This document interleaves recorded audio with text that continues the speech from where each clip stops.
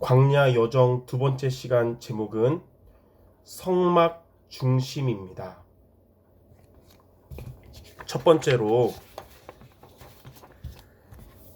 이스라엘 백성들이 광야에서 승리할 수 있었던 두 번째 비밀은 성막 중심이었습니다. 하나님은 광야에서 성막을 만들라고 명하셨습니다. 광야는 그들의 평생 거주지가 아니라 이동지였기 때문에 성막도 땅의 못을 받고 세우는 영구적인 건축이 아니라 이동할 수 있도록 건축을 한 것입니다. 가뜩이나 광야에서의 삶은 풍족하지 못한데 하나님은 왜 그곳에서 성막을 지으라고 하셨을까요? 또 가나안으로 갈 길은 광야에서 먼데 왜 하나님은 성막을 만들고 이동하게 하셨을까요? 가나안 땅에 들어가기 전에 그리스도 중심이 되도록 하신 것입니다. 성막은 그리스도를 예표합니다. 성막 안에 있는 이 떡상, 등잔대, 분향단, 휘장 등은 그리스도를 의미합니다. 첫 번째로 떡상은 인간의 모습으로 오신 그리스도를 의미합니다. 출애굽기 25장 23절 24절에 너는 조각목으로 상을 만들되 길이는 2규빗, 너비는 1규빗, 높이는 1규빗 반이 되게 하고 순금으로 싸고 주위에 금테를 두르고. 떡상은 70cm에서 80cm로 무릎 정도의 낮은 높이입니다.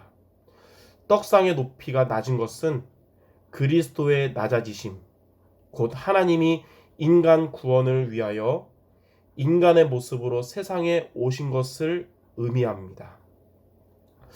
그 떡상에는 항상 떡이 진설되어 있었는데 이는 하늘에서 내려온 떡이 바로 예수 그리스도이심을 의미하는 것입니다. 이에 대해서 예수님은 요한복음 6장 48절에서 51절에 이렇게 말씀하셨습니다. 내가 곧 생명의 떡이라. 너희 조상들은 광야에서 만나를 먹었어도 죽었거니와 나는 하늘에서 내려온 살아있는 떡이니 사람들이 이 떡을 먹으면 영생하리라. 하나님은 인간의 모습으로 오시는 그리스도를 설명하시기 위하여 성막 안에 떡상을 만들게 하신 것입니다. 두 번째로 등잔대는 세상을 비추시는 그리스도를 의미합니다.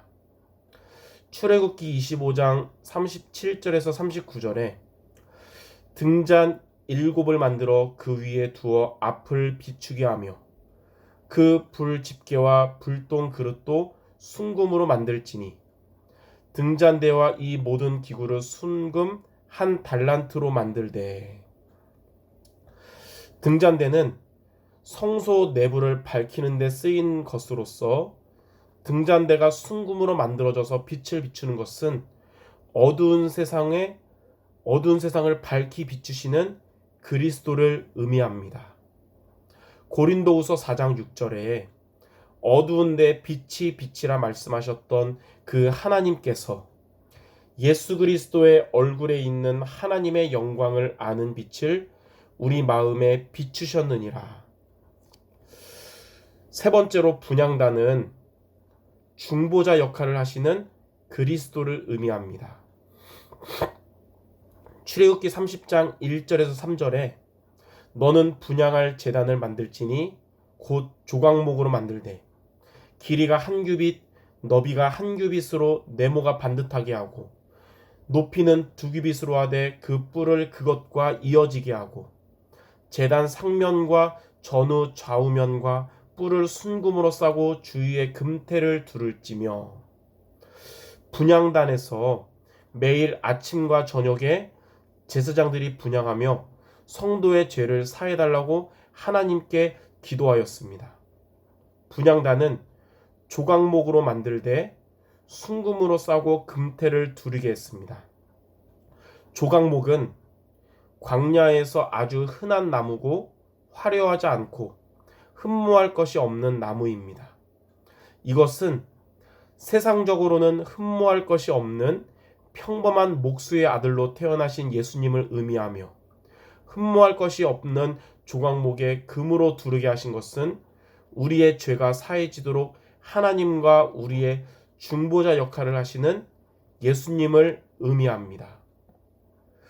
디모데전서 2장 5절에 하나님은 한 분이시요 또 하나님과 사람 사이의 중보자도 한 분이시니 곧 사람이신 그리스도 예수라라고 했습니다.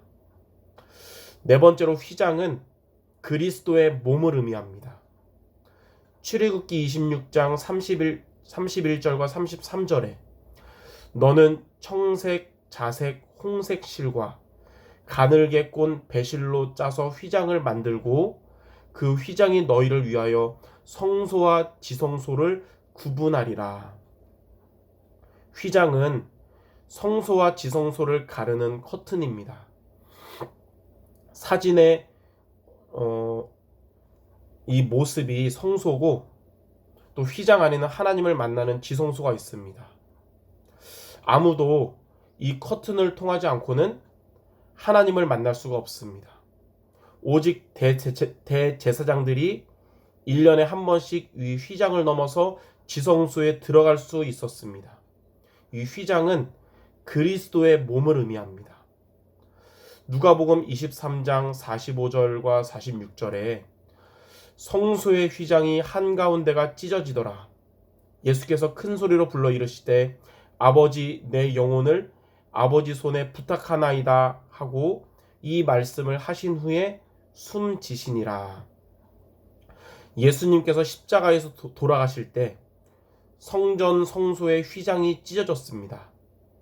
이는 성소와 지성소 사이에 가로막혀 있던 휘장이 찢어진 것으로 이제는 누구든지 언제든지 예수님의 십자가를 통하여 들어가게 된 것입니다. 이제 우리는 길이요 진리요 생명 되신 예수의 이름을 힘입어 하나님을 만나게 되었고 항상 하나님과 만나게 되었습니다.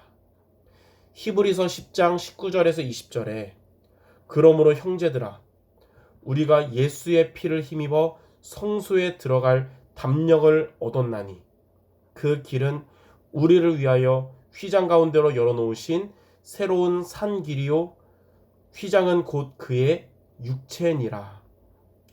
이처럼 성막 안에 있는 떡상, 등잔대, 분향단, 휘장 등은 모두 그리스도를 의미합니다. 그러므로 성막 중심은 그리스도 중심으로 살라는 뜻입니다. 그래서 두 번째로 성막 중심으로 살아가는 길이 뭐냐면요. 두 가지입니다. 첫째는 주일 예배가 언약 예배 되는 것입니다. 이스라엘 백성들은 안식일마다 성막에서 제사장 아론을 통하여 피제사를 드렸고 모세에게 하나님의 말씀을 듣고 붙잡았습니다. 평일 동안은 각자의 삶에 전념한다고 해도 안식일을 생명 걸고 지킨 것이 그들을 광야에 있는 동안에 복음의 사람으로 변화시킨 것입니다. 우리의 삶이 다양한 일들과 문제나 사건 등으로 정신없고 바쁠지라도 주일 예배 승리가 삶의 제1의 우선순위가 되어야 합니다. 예배를 통하여 피제사의 주인공 그리스도를 붙잡는 것이 바로 언약 예배입니다. 우리는 예배를 통해서 그리스도께서 사탄의 권세를 깨뜨리셨음을 붙잡아야 합니다. 또 예배를 통해서 그리스도께서 저주와 재앙을 끝내셨음을 붙잡아야 합니다. 그리고 예배를 통해 그리스도께서 하나님 만나는 길 대신 구원의 길 되심을 붙잡아야 되는 것입니다. 그것이 바로 언약 예배인 것입니다. 두 번째로 평일의 삶이 언약 중심 되어야 합니다.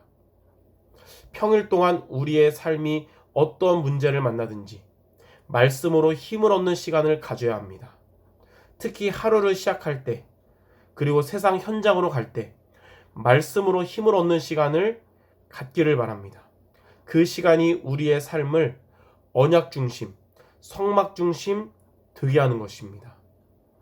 이처럼 주일 예배가 언약 예배가 되고 그리고 평일의 삶이 언약 중심 되는 것이 성막 중심의 삶이며 광야 같은 세상에서 승리하는 비밀인 것입니다. 이렇게 성막 중심이 되면 광야에서 구름 기둥과 불 기둥으로 보호하시고 인도하신 하나님께서 지금도 우리를 보호하고 인도하실 것입니다. 그러므로 성막 중심으로 살아가시기를 주님의 이름으로 축원합니다.